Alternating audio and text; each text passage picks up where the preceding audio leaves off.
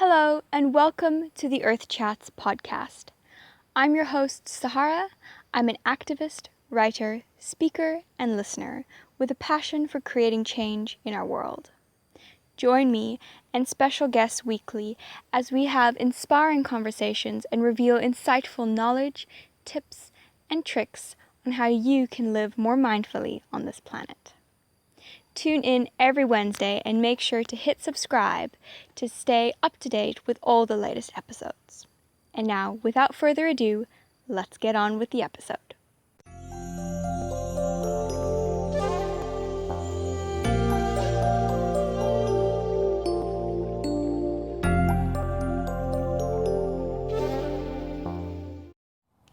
As a special gift to our listeners, BMDM Digital has created a 52-page free social media training guide that will help you ignite your social media.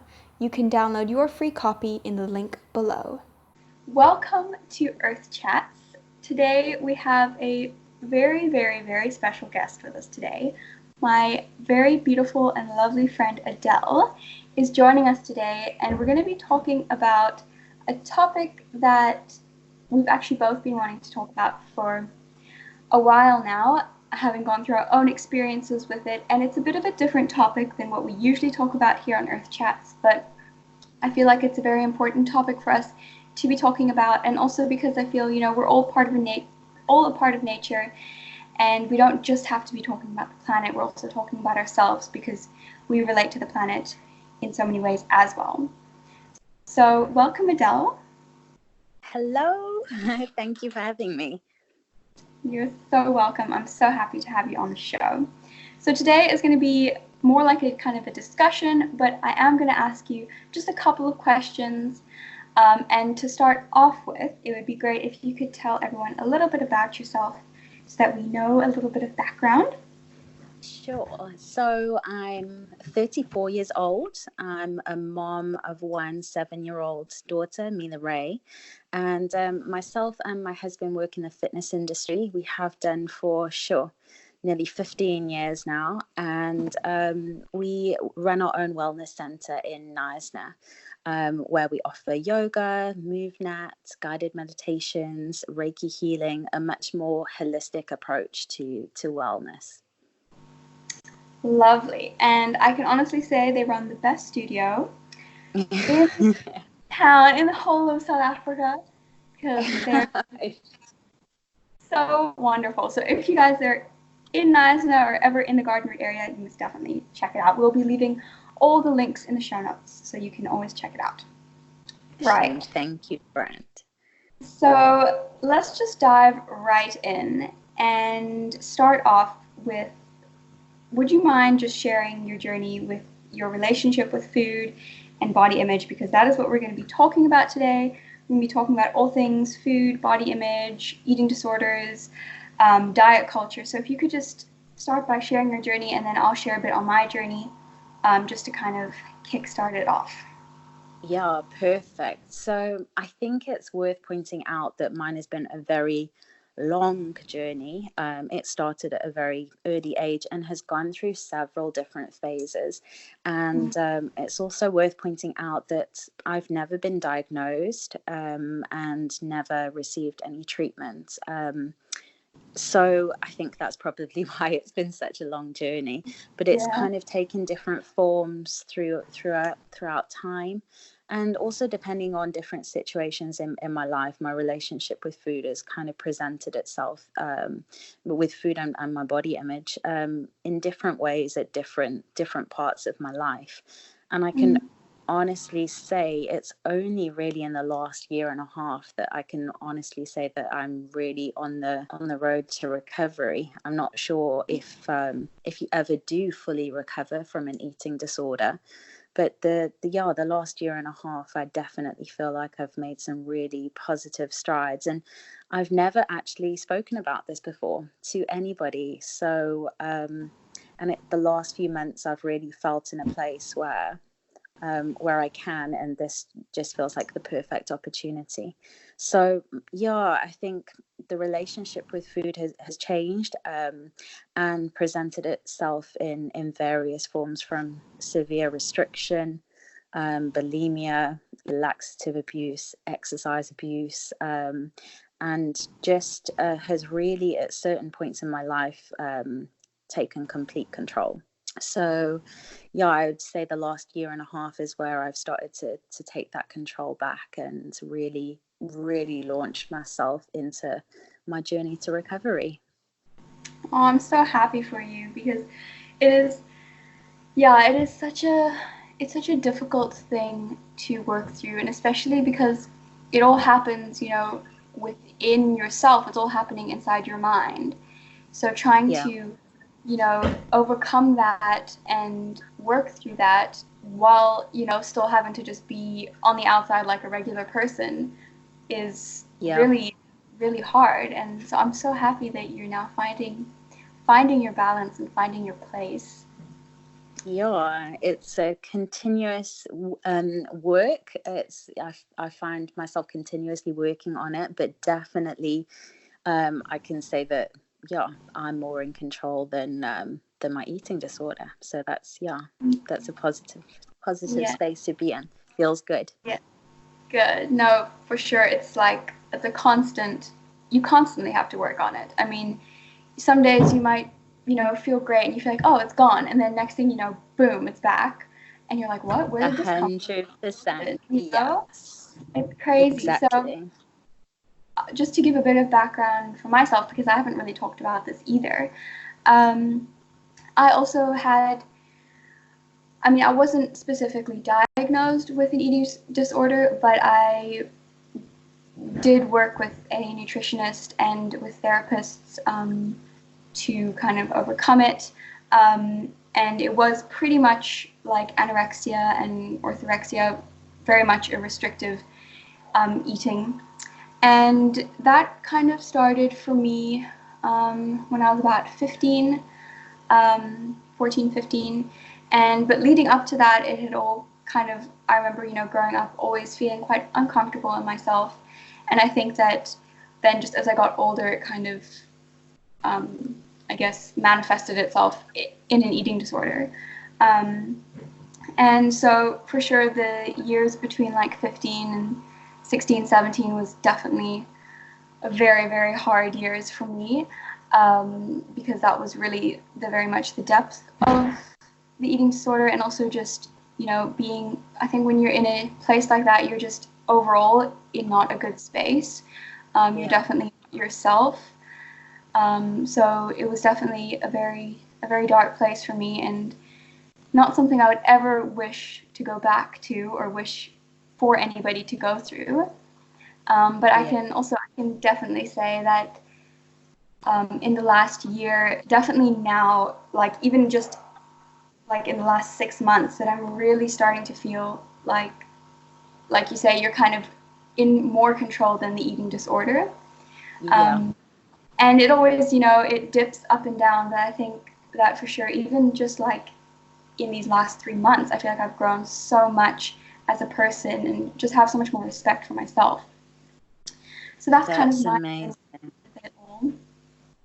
That's amazing. Really good. Yeah. So I'm curious to know, like, because obviously there's a lot of, eating disorders are very specific to individuals. Like, I don't think one eating disorder is ever the same as another one, or, relationship with your body, or relationship with food. It's all so different. But I'd just be curious to know, like, what you found was sort of like a trigger for you, because, it can come from like external things that we see around us on social media, or, that family or friends have said to us growing up, or how we felt, or it can be, very much emotional. So I'm just curious to know, like, where you feel the trigger came for you. So actually, I can remember clearly when I first became aware of my body. I was, your regular little girl. I was about 10 years old, I think, still playing outside, making dens and, doing all of that good stuff, completely unaware of even what my body looked like. Yes. And then I was watching a very well-known breakfast show, and they had a guest speaker who was talking about how to lose your muffin top in time for your holiday. And at this point in time, 10 years old, I had no idea what a muffin top was. But by the end of watching this rubbish on TV, I watched it and went to my bedroom, sat on the edge of my bed, looked in my mirror, lifted up my top, and I really had a healthy body. I, was not overweight, but I had a little bit of skin over the top of my jeans. And that's where that first awareness came. And really the first time I thought, oh, but my body shouldn't look like this. Maybe it should look like that. And it started, very, very subtly. I'd read all these teenage magazines and I'd see these pictures, and diet culture was really I felt like it was everywhere. Like even in my young teens, most of my friends were on diets. I remember one friend who used to bring tins of tuna for her packed lunch to school, and that's at 13, 14 years old. That's crazy. And then it quickly turned into more of a restriction for me. Whenever I felt low, down in life, out of control, or just, like you say, those teen years can be a really hard time. It's tough. For sure. And you don't necessarily feel your best. And for some reason, I seem to associate being happy and being confident and worthy with being skinny. And I would restrict myself to make myself feel better. But then as the years went on, I think it escalated to a place where it was no longer about aesthetics. It was whenever I felt out of control, whenever anything bad was happening in my life, I would automatically restrict my food again. And that kind of gave me a sense of control and made me feel better for a very short time. I think one common thread with eating disorders definitely is the need for control. I think, and in whatever shape or form that is, I think definitely those feelings of feeling out of control, which definitely as you're growing up and going through your teenage years, is a lot what you're feeling, because there's so many things happening, so many things going on that you just don't have control of. And for some of us, we feel like the one thing that we can control is our food and our bodies. And so that's what we kind of use as like an outlet, I guess. Absolutely. Yeah, and I feel like, for me, so from, a very young age, I kind of always felt this sense of like not belonging. My parents were divorced when I was very young, when I was like 4 years old, and my dad left, and like we've never had contact with him. I've never met my dad or anything like that. And I guess that was something that I never, ever wanted to deal with or ever wanted to talk about. I completely shut my dad out. Like, he never existed for me, and I never wanted to talk about it. I didn't want to talk about, he's from Nepal, so he's Nepalese. I never wanted to talk about the country where he came from. I wanted nothing to do with the whole of Asia. I was just like completely blocked that out of my mind, 100%. Yeah. And then for me, like, obviously, so my dad, he unfortunately had a drinking problem, and that was, one of the main reasons that my parents split. And so obviously it wasn't a nice situation, but being very small, I don't think that adults always realize that if they're talking, the children might be listening and observing. And I always got this very strong sense of dislike from the family for my father. And somehow, being a kid, I interpreted that as they didn't like me. Yeah. And so I always kind of, I felt like I just didn't belong in my family. And I think that as I started to grow up, and I started to, go through puberty and stuff, and all those lovely changes started to happen, and also being homeschooled, I was the oldest grandchild, the oldest kid on the property. I lived on the property with all my extended family. And so when you go through change like that, it's very obvious to everyone, and everyone starts commenting on you, which is the worst thing that people can do in that time. Um, Yeah. so, of course, that happened, and then I started to feel even more uncomfortable in myself and even more like I just didn't belong in the family, and I felt like there was something wrong with me. And I think that then that's how, I felt like, okay, well, the one thing I can control then, because everything just felt like it was out of control, is my food and myself. And that's kind of how that all started. And then I think definitely as I started to become more aware of like diet culture and, the ideals and stuff that are out there, that kind of increased it even more because then I felt, well, like I really shouldn't, look the way I am. I need to be thinner, and then I'll, Yeah. maybe then I'll belong and I'll fit in more, which obviously is not the case. But yeah, Yeah. I think that was much a big thing for me. Yeah.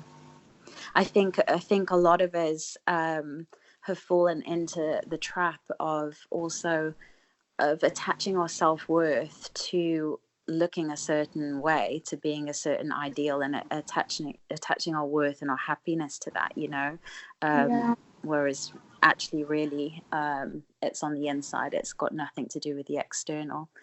So yeah. 100%.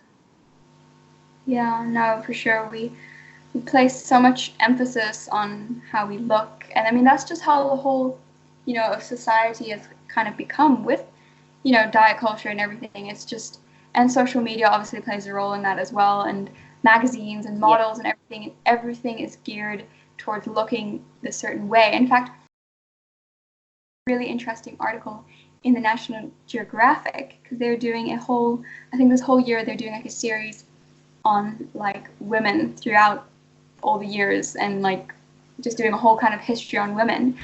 And the article in this issue was redefining beauty and how the industry and how we've become so obsessed with this idea of being beautiful and how it's kind of come to very much control our lives.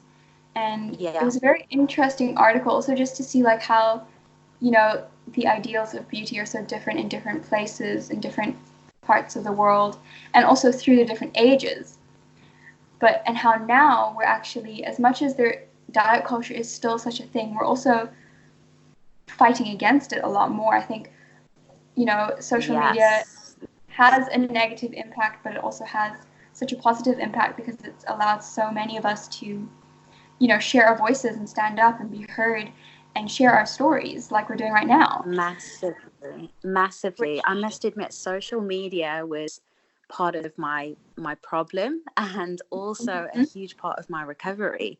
So Yeah, it's a fantastic tool, but as long as you are choosing what you're giving your attention to, when I made the decision that I didn't want to live like this anymore and I need to turn this around, I I lay in bed that night. I didn't sleep, and I think I was following about 5,000 fitness influencers, bikini models, and all of this on my phone, which was just tormenting me day after day, making me feel yeah, like I wasn't good enough, and giving me this false idea of, what I should look like. Especially as a personal trainer, I felt like a huge pressure to look like the girls in the fitness magazines, or the bikini competitors, and all the time, and that's just not possible. But yeah, then I lay there that night, and I unfollowed every single one of them and I started to look for people who were on a journey to recovery, who were speaking about body neutrality, and about their eating disorders. And all of the sudden, I felt this huge community and almost permission to take those first steps. And yeah, it was actually a huge part of my recovery, which is ironic because it was a huge yes. part of my problem in the beginning. But yeah, there's room for both. It's how we choose to use it, and where we focus our attention. Yeah, no, 100%. It's definitely, we can either use it as a tool or we can use it as a tool for distraction for ourselves. And Yeah. there's a fine line because you have to be very careful because it can just suck you up into its like vortex. Yeah, absolutely. Absolutely. So I'm curious to know, like, I feel personally, and also if you like, I've done a bit of research and stuff, and how I think, eating disorders and disordered eating and all of that kind of stuff has really become like quite a big issue, especially in the last couple of years. Like I don't think, my mom when she was like my age, I mean, it wasn't nobody was talking about this kind of stuff, and it definitely wasn't, such a big thing. Yeah. But I'm curious to know, like, why do you think that maybe so many more people around the world are struggling with body image and their relationship to food?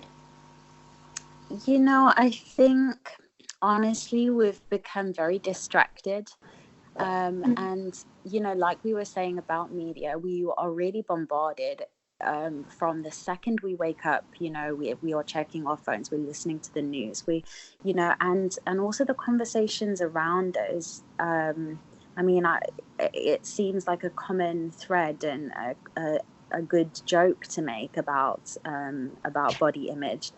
And Yeah. especially the times we're going through now. I think we chatted briefly about it the other day, but with this global pandemic, a lot of people have been pushed out of their comfort zones. And, a huge thing for people that are now in lockdown, who are struggling with eating disorders or disordered eating, they're terrified of gaining weight or a change to their routine. It's a really uncomfortable place for many people to be. And I think we need to be more mindful about the conversations that we're having and the jokes that we're sharing about this kind of stuff, because the reality is a lot more people are struggling with these issues than we think. And I think a greater awareness, more conscious conversations about it would really help. Yeah. And I don't think a lot of people know that they're doing it. It's just to make conversation around Sure. brunch with your friends. Somebody talks about this diet, or this person's lost so much weight. And I think the fact that we are literally bombarded with this perception of what we should be like, what we should look like. We have to really take the responsibility within ourselves to choose where our focus goes, and to be able to say, that's not serving me and that doesn't make me feel good. Yeah, I'm not going to tune into that anymore. for sure.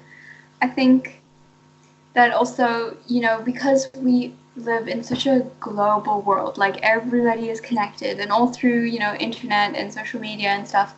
And I think also, such a big part of it is also like brands and how they market things. And with, models always looking like the same and always looking, quote unquote perfect, Yeah. also has a big influence, because then if you look at a photo of this like super thin model and you look in the mirror and you're like, well, I don't look like that. Like Yeah. how, I should be looking like that model. Yeah. And society has kind of put like what is acceptable and what is unacceptable, basically. Absolutely. And I feel like I should bring this up. I used to compete in bikini fitness competitions, and the irony is I did that for all the wrong reasons. I'll freely admit that. I thought if I get myself to look that way, and also it was an opportunity for me to restrict and almost have permission to make it open, and Yeah. that I'm prepping for a competition, so I can't eat that. But Yeah. the irony was that for a short amount of time around those competitions, I looked like those girls in the magazines, and I felt my worst. I felt Yeah. the worst about myself. I suffered with the worst body dysmorphia, and I was miserable, really miserable. So there's the irony. We think we want to look that way, but it, Yeah, it doesn't feel great. for sure. I think I had exactly the same experience. I mean, I didn't do bikini competitions, but I restricted my food so much and I lost so much weight that I was stick thin, like so thin. Like if I look back at pictures now, like it's like shocking if you to Yeah. see how like different I looked and how extremely thin I was. It was actually really scary. Um, Yeah. but I Did you also realize at the time, did you realize that you were that skinny at the time, or did you not no, see that? not No. at Yeah. you see that's such a scary thing. Um, Yeah. and I think we should actually talk a little bit about this, about body dysmorphia, because it is such a big thing, like part of an eating disorder. You know, it's not just like Huge. food or whatever. It is like it becomes like this whole other thing where you can't like see yourself, you Yeah, know? absolutely. 100%. I think, a week out from my competition, the last competition I did, and I think my body fat was around 7 or 8%, which is ridiculously Mhm. unhealthy for a woman to be. Um, but you would think that I would feel like I looked good at that point. And I remember being in the toilets of the gym, crying my eyes out, saying that there's no way I'm getting on stage looking like this. To me, when I looked in the mirror, and how I still felt, I felt huge. And it's like you say, it's only when you look back at those pictures you realize how scary and how dangerous that is. Yeah. No, same. I mean, I think I was because when I kind of made, you know, the turning point that it was time to like do something about it, I actually did work with a nutritionist. And I remember I Yeah, had to get, you know, I had to get blood tests done. I had to get like my weight and everything had to be measured. And I was 35 kilos at the sure. time. Yeah. And I was like 16, which is Wow. like, it's hectic. I mean, my little Yeah. 8-year-old cousin is like 35 kilos. I mean, it's crazy. And yet Yeah. when I was in the mirror, I did not see that, you know, and that is I think the scariest part, that you cannot see yourself, and no matter what anybody says, no matter what anybody does, it doesn't change anything. You just stay like stuck, stubborn in what you're doing, and you Yeah. can't see out of it. Absolutely. Absolutely. Yeah. And it doesn't matter how many times people tell you, it's just, yeah. Yeah. I No. can relate. Yeah, no, it's so scary actually to think back on that time. And also, like, luckily I was never hospitalized, but I think, you know, if it had gone on for much longer, I probably would have, because I don't think I could have lost much more weight. Yeah. Yeah. Sure. Yeah. So, oh gosh, it's so much. If you just thinking back on it, it's like, wow. I'm quickly interrupting this episode to bring you a little message from our amazing sponsors who've made this episode possible. I live in the beautiful town of Knysna in the Garden Route, and I want to invite everyone to visit this fantastic part of our country. We have everything: indigenous forests, nature reserves, awesome views, beautiful beaches, and natural wildlife. Come for a dream vacation. Oh, and I almost forgot. Knysna has some of the best restaurants you will find anywhere. Follow us on Instagram at visitgardenroute, where we will introduce you to our fantastic and favorite people, places, and things to visit. This is us on Instagram at visitgardenroute. And now, without further ado, let's get on with the rest of the episode. It's crazy when you look back at those times. It's almost like a different lifetime sometimes, I feel. I know. You You feel know, like especially when you feel like you're coming out the other side of it, and it's crazy to look back, but I think it's also really empowering, and for sure. to see how far that we've managed to come, and that it is possible to reach a place where you do feel like you're more in control than your eating disorder. It's possible. 100%. 100%.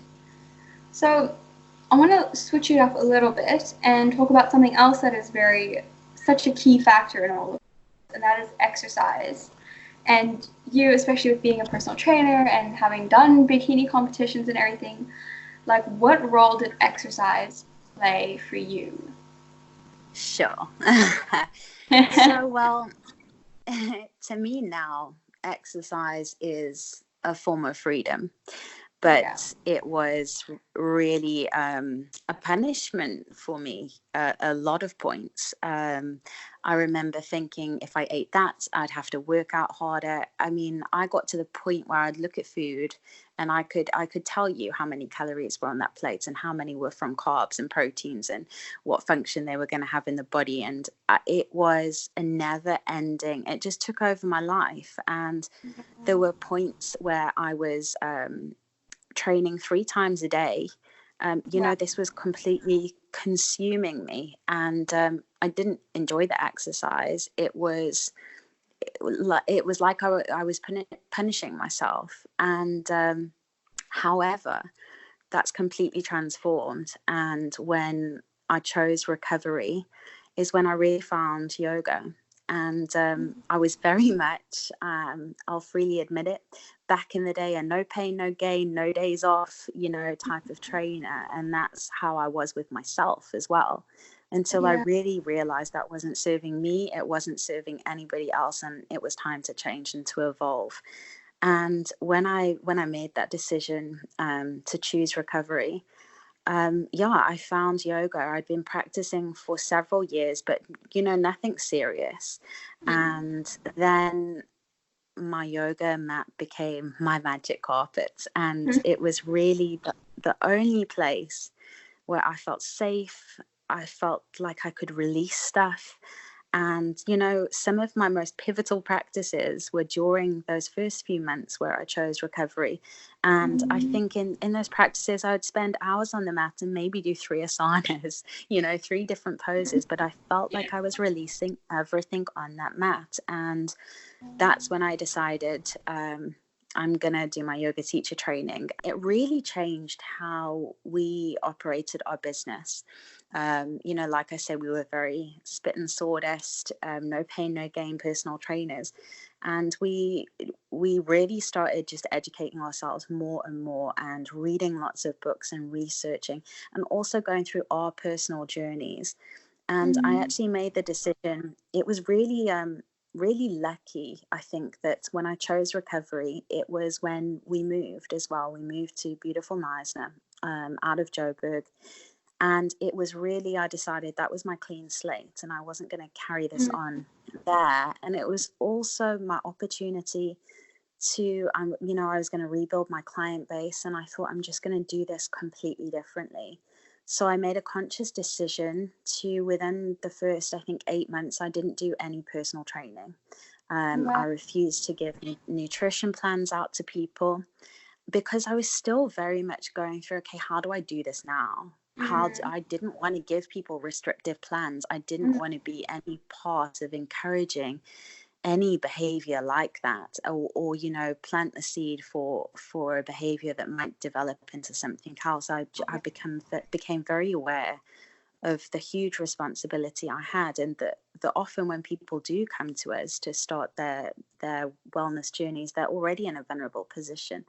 So I completely redesigned how I was going to support my clients, and I waited until I felt like I was at a point where I'd got my head around a new way to be, or definitely well on my way. And we completely changed the way we did things. There's no mirrors in our studio. We don't weigh our clients. We don't give body composition tests. We don't give out macro plans. It's very much a approach, and we really want to give our clients the freedom from this kind of torment, this ongoing cycle of guilt and food and not being good enough. So that's what we're aiming to do. That's amazing. No, I think it's incredible what you were talking about with the yoga, because my mom is a yoga teacher as well. And so I grew up, with yoga always around me. And it was actually when I was going through my darkest times that actually yoga became something that I started to practice. Yeah. Because beforehand, it had always been like, oh, my mom does yoga, like yoga is that lame. And then it was like going through that dark time is when suddenly I found yoga as well. And it was also like that one place where I could feel safe, the one place where I felt everything just went away. And Yeah. so it was actually like throughout the whole process, I was doing yoga. And, the interesting thing is that, we're talking about exercise and how it can be punishment and everything. And so, like, I had gone from also exercising for like to punish myself. And well, actually, it had started like first me and my sister were like doing it together and we're having like lots of fun. And then I started to take it, too far, and it started to become, an obsession, and it started to become something that I didn't enjoy, but I did because I had to. Yeah. And then I found yoga, and it kind of changed a bit. But then because of this like obsessive mindset, that even started to become obsessive, and like I could only do power flows, and I could, never like just take it easy and do some stretching. And Yeah. so it definitely went on this kind of interesting journey with it. And now it's, thank goodness, it has come back to me, and it's just yoga is my place of peace and safety. But it Yeah. was a very interesting journey, but it was always throughout the whole process, it was always a place where I felt like unjudged, Yes. where I could just be 100% myself.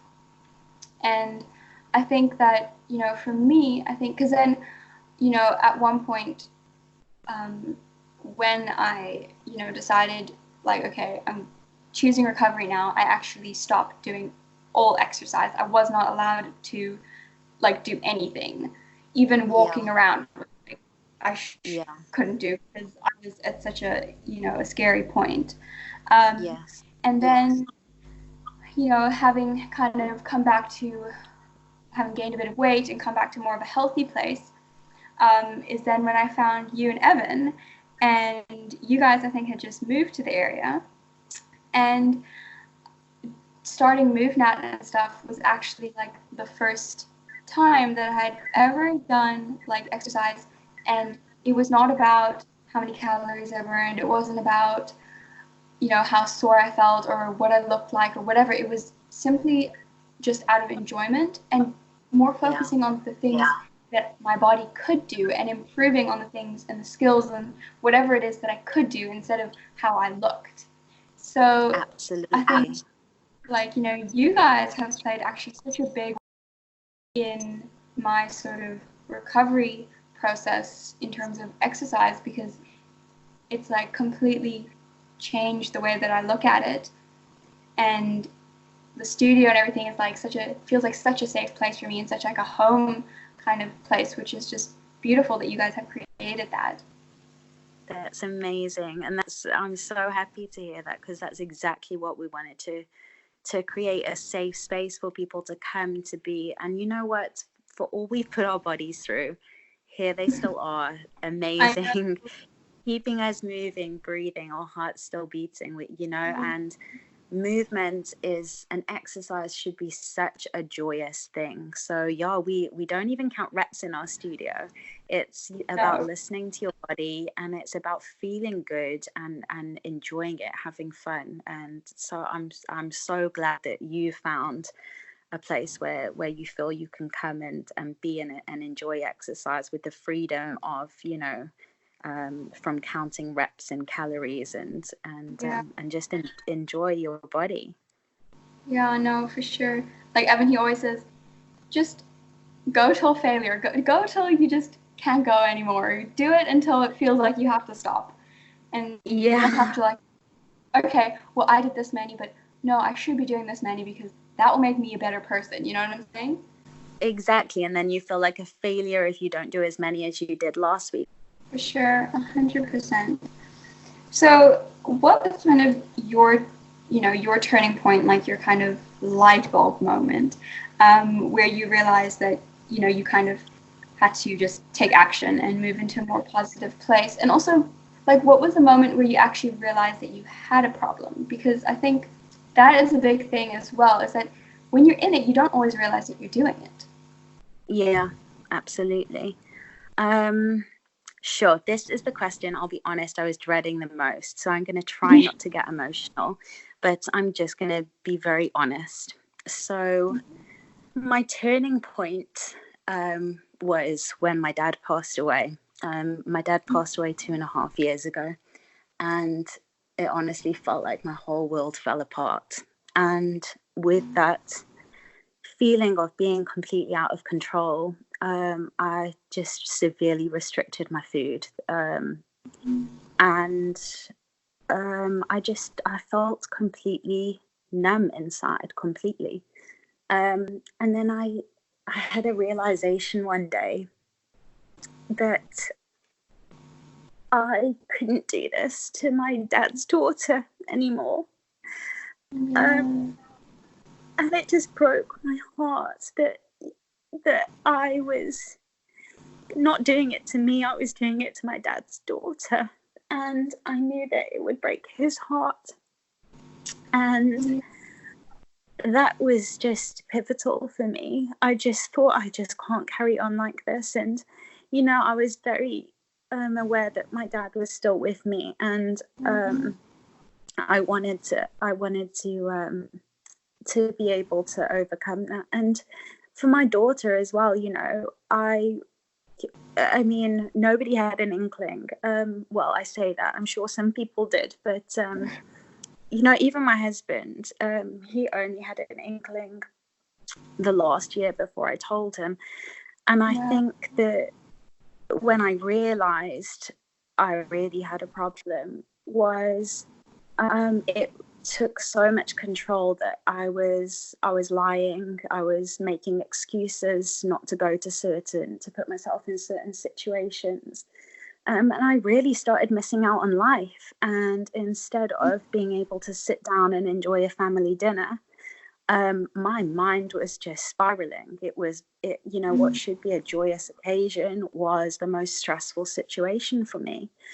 And I just realized it had taken too much control. And from then, that's when I made that decision that night. I lay in my bed, I unfollowed all of the fitness accounts, the bikini girls I was following. And I knew we had already bought our house in Knysna.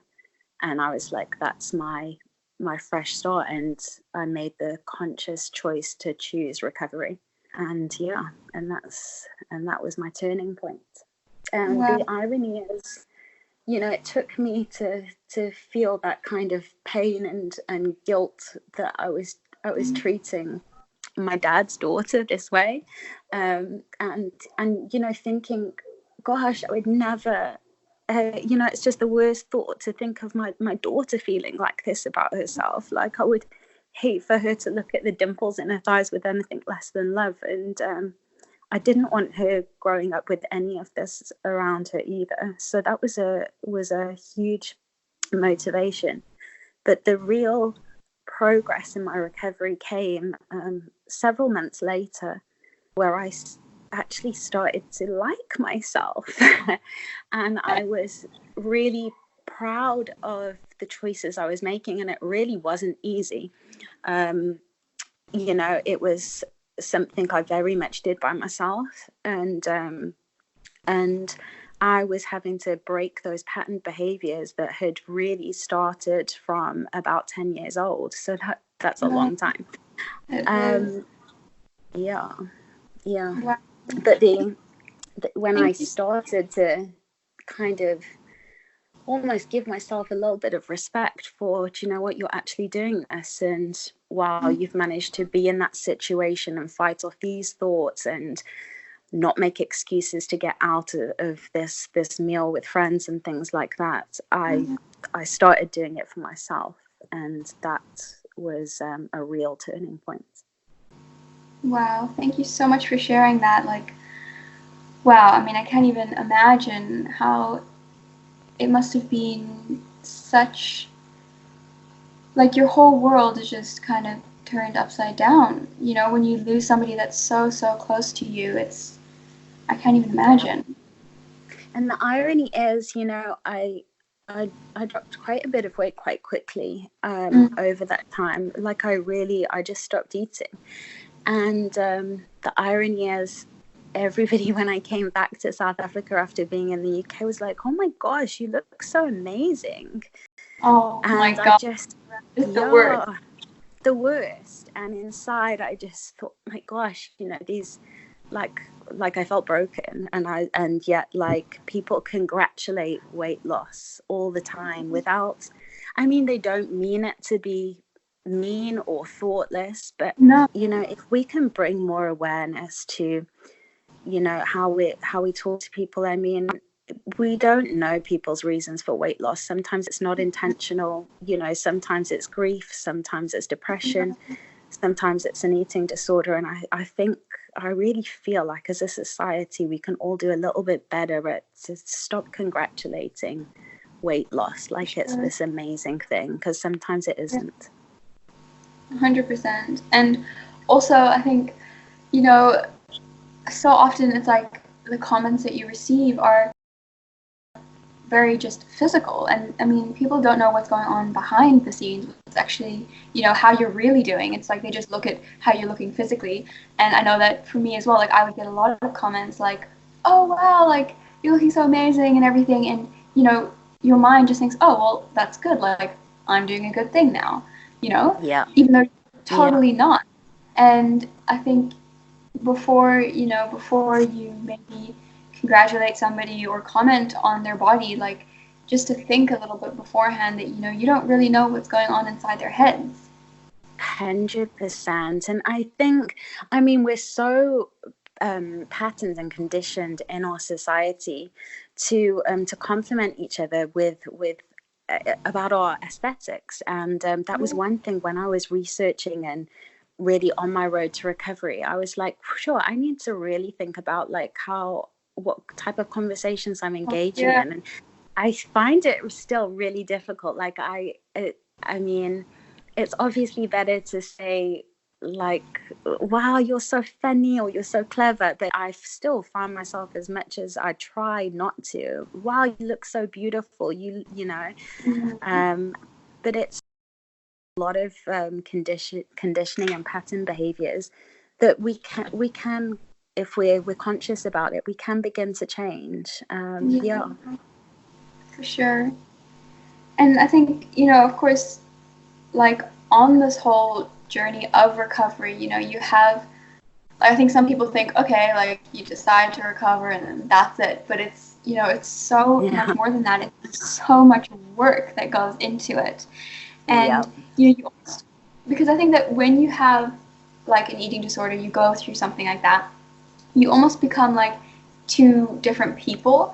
And I always felt like, during that time, it was like the eating disorder had kind of overtaken, and like the little bit of Sahara that was still left was just like shoved in the corner and like in the dark. And I feel like it's so much like during recovery, you're really having to kind of like, it's like there's a constant conversation going on in your head. It's like you're two different people, and you're constantly like fighting and arguing and having to really like be so careful and so mindful of like what you're doing or what you're thinking about. And you constantly have to be like, sometimes I was just like, well, this is like, I'm tired, like I just don't feel like doing this anymore. But it's, you have to try and find that strength to just pick yourself up again and keep on going, because I mean, I guarantee you that you will not regret it at all. Absolutely, absolutely. And you're 100% right. It's not that one day you wake up and you're like, I'm not going to do this anymore, and you go back to Yeah. normal life. It's and like I said earlier, I don't know if you do ever fully recover from something like this, but we have the choice every single day. And really, like, I'm still very much in the in the stage of, I constantly have those battles in my mind, but I have these conversations. It's a constant battle every single day. And I sound like a crazy person, but I will have conversations in my head, like an internal dialogue. And, you know, a little thought will pop up and I know it's, you know, my eating disorder. And I will literally have to be like, no, like it's not going to happen. And, you know, some days are easier than others, but every day is a choice. And every day I'm choosing recovery, no matter how hard it is. 100%. I think if you talk to people that haven't gone through it, and you talk about like voices in your head and stuff, and they just think that like, what the heck, this person has gone insane. But it is a constant dialogue and constantly just checking yourself. And I do the same thing. Like, someone will pop up and I'll be like, no, Sahara, like, you know better. You know that is wrong. Just don't even listen to that. Like, don't even go there, because it can be hard. Sometimes you can get sucked into there, and then it's like, you know, then I end up, then I feel so guilty. Like, afterwards, I feel like, well, how could I do that to myself, you know? Yes. Yeah. And I think those patterned thoughts are, you know, before people think we're completely crazy, like hearing, you know, voices in our heads. It's like that monkey mind, that conditioned thinking. And I think because we've been having these thoughts for so long, it's just like it's on repeat. And it's, you know, you can relate it to anything. I mean, so many people are so distracted by any number of things, but, you know, for us, it presented itself as an eating disorder that was kind of controlling us. And it's about actually stopping, being like, okay, I see that thought coming. I'm not feeding into you anymore. That's, you know, and really working and choosing to redirect yourself every time. Yeah. So what do you find helps you sort of to like through those times? What is something that, you know, keeps you moving forward? Do you know what? For me, I mean, I'm a yoga teacher, but I can see how many people it helps. And for me, my yoga mat, there's nothing fitness about my yoga. I teach very traditional yoga, and to me, it's a spiritual practice. It's not a fitness class. I've got nothing against people who do turn it into a fitness class. That's great. As long as you're doing yoga, I'm happy. But for me, yoga is very much an internal practice, and it's something that always brings me back to my center. It keeps me grounded. It makes me feel like I'm connected and part of something so much bigger, and it gives me the utmost freedom and just a place to release and just to be. So that with my meditation has honestly really been life-changing for me, to have something, and it can be anything, you know, whether it's painting or journaling or, you know, some other activity, that anything that brings you back to your center, that drowns out all that white noise and allows you just to be in the present moment, you know. Anything that you can do like that is really going to help you. 100%. That's so beautiful, because I can like have exactly the same. Anything that grounds me back. So like either if I do yoga, it's also, you know, so much. I think so many people yoga, you know, nowadays in like modern day has become such a kind of thing, like a fitness thing, but it is, you know, it really is a spiritual practice. It's really about going within yourself. And Absolutely. I think it's so beautiful how each and every practice will be so different depending on how you're feeling. Yes, And absolutely. I think for me as well, like just grounding back and connecting back and like, you know, feeling, like you said, like a part of the greater whole of life, of nature. I mean, for me, doing either yoga or like meditation and journaling. Journaling was a huge thing that helped me, and I still journal every morning, no matter what it is that I'm writing about. Sometimes I'm just writing about how beautiful the sunset is, or sometimes there's something that needs to be released. And for me, my garden as well, because, you know, growing up, nature and the planet and everything was such a big part of who I was. And I think that when I went through that dark kind of time, I, you know, you become so consumed with yourself kind of that, you kind of forget about everything else. And so for me, like if I'm not feeling good, like the best thing for me to do is like go and sit in my garden, and like I could just sit there and pull out weeds or something, and it just grounds me right back into like my space and who I am, which is so important. Absolutely. And also just doing stuff for fun. Like a big Yes. realization that I had was, wow, I always had to do something that had an outcome or a purpose, and or benefited or was for other people. And in the last year, like I've rediscovered just doing stuff for the love of it because it feels good. And I don't think whether you've struggled with eating disorders or not, I think you can relate it to anything. I think the more time we can give ourselves to just be and just enjoy life, and without any outcome having to be at the end of it, I think that's a beautiful thing as well, and that will always bring you back to your center. Definitely. I can so relate. I always had to do something that was like productive, I couldn't just Yeah, go and have fun or something. For sure. I think absolutely. just being a child sometimes is the best thing you can do. Yes, and we should never give that up. We must keep that with us. Yes. I mean, like yesterday, me and my mom took our goats for a walk around. We let them out in like the mornings and the afternoons. So yesterday afternoon, we let them out, and they were playing around with the dogs, and they were going crazy. And then like me and my mom were like running around with them and playing leapfrog, and it was just like so much fun because you're just completely in the present moment. You're not thinking about anything else, and you're just right there. Amazing. Amazing. I think we could all benefit of spending more time doing things Speaking. like that, having fun. Absolutely. Yeah. So, what like piece of advice could you give someone who is in a negative place with their body image and relationship with food? Do you know what? If I have one regret, it's that I didn't acknowledge that I had a problem earlier, Mm, and that I didn't talk to anybody.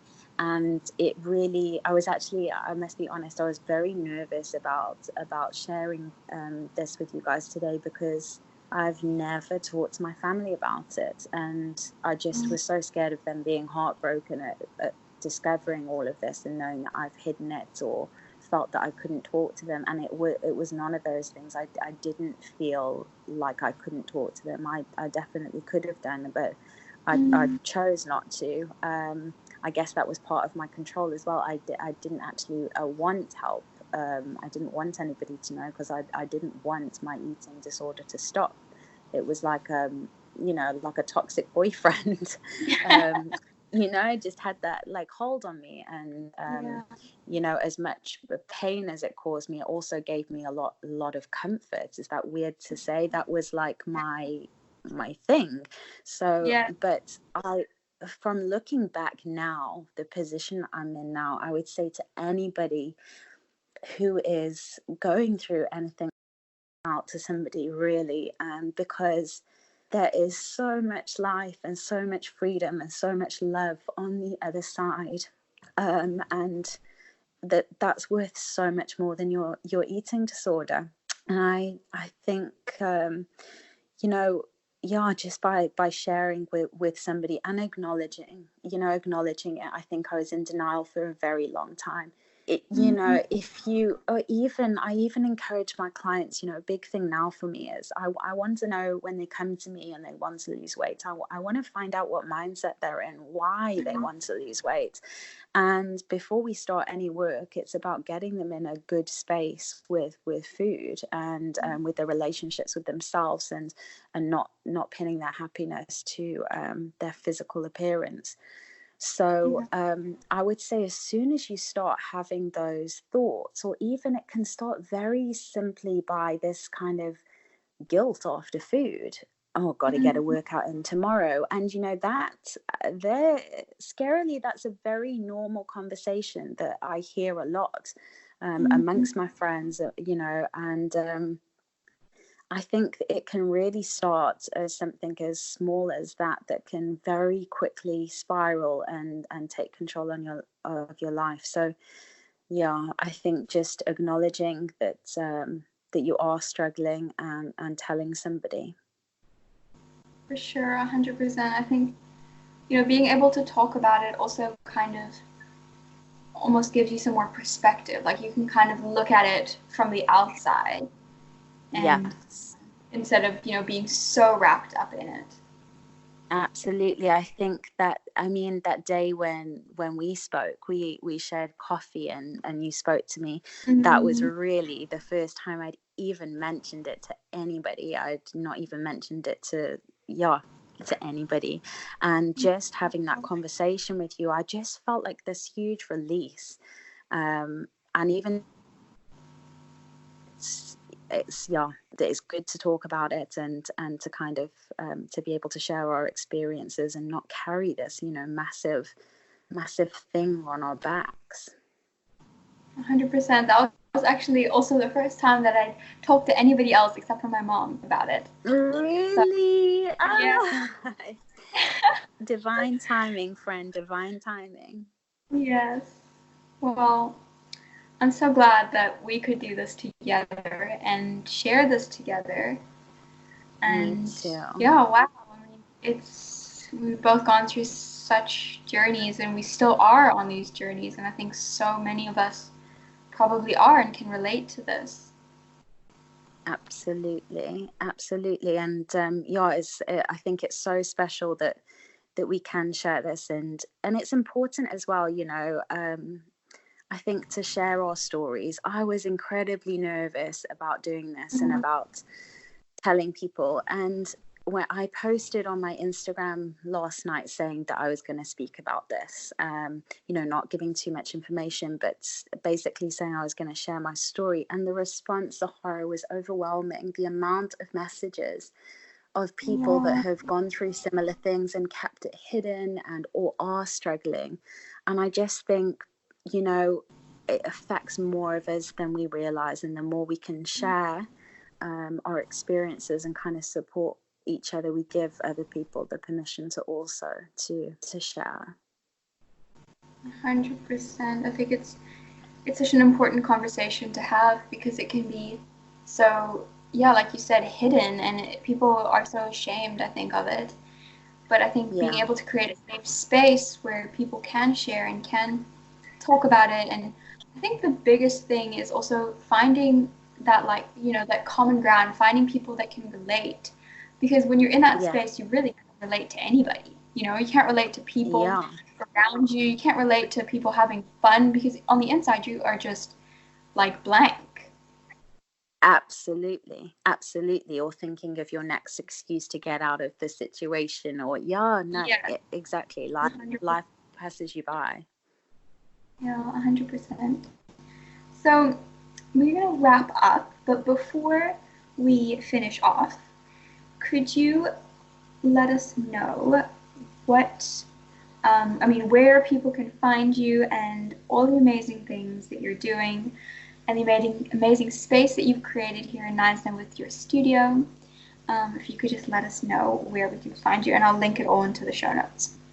Okay, so well, if you are in South Africa, we are in beautiful Knysna. We have a boutique studio there, Studio on Main. But we also offer online support as well. So we've got a lot of clients overseas that we personal service we offer. So you can follow us also on Instagram at Studio on Main. And then obviously with the recent events, we've really Yes. been pushed out of our comfort zones. I am terrible at anything technology based, like it's my worst. And obviously we're forced to go online, but it's actually been an amazing opportunity. We decided to create two separate YouTube channels. Mine is called Free to Be, and my husband's is called Evolution. And he is offering free movement sessions, movement snacks, and it's really about getting to know your body, having fun with your body, and feeling all the freedom and capabilities our bodies have. It's a very empowering form of exercise. I think not a lot of people, especially over here, have heard about it. And he's one of only 3 instructors in the whole of South Africa, but Knysna is taking the world by storm, so check it out. And then, my channel basically is my yoga workouts, my guided meditations, some home training, and we decided to offer this service completely free of charge during this time. We just believe that everybody needs to have access to tools for healthy mind, body, and soul. So check that out and be sure to give us a subscribe. Yes, that is lovely. I think everybody should go and do one of your guided meditations right now. Shame, thank you, friend. I get as much pleasure out of recording them, I tell you, than as people do listening to them. So and just anything that can bring a little bit of calm, and everybody should have access to it. So enjoy. Yes. Well, thank you so much for coming on. Thank you. Sharing everything. Wow, this has been an incredible conversation. I am so grateful for you. I'm grateful for you, friend. It was meant to be that we came together to talk about this at the same time. It was just felt right. So thank you for the opportunity. Not a problem at all. And I think hopefully a lot of people can relate, and that a lot of people will maybe find some common stuff that they can relate to in this, and hopefully it'll inspire other people to start sharing a bit more as well. 100%. And you know what, anybody that is going through anything and has any questions, or wants some advice, or even just somebody that's out of their kind of inner circle to speak to, please know that you can contact me via Instagram or via our website at Studio on Main, and I'm happy to talk and to support anybody that needs it. So thank you so much for coming on the show and for sharing all your beautiful stories and experiences and all the ups and downs and all the rough parts and the good parts. So thank you so much. I really appreciate it. Thank you, my friend. Same to you. Namaste. Enjoying the show? Then please support us so that we can continue making awesome episodes just for you. A minimum donation of 100 Rand will get you or your business listed on the Earth Chats page as a sponsor with a link to you or your business. Please visit the link below to make your contribution. Thank you for tuning in to the Earth Chats podcast and supporting the show. I hope you enjoyed this episode, and if you feel someone else could maybe benefit from hearing this conscious conversation, please do give it a share. And that's it for now, guys. I'll see you next week.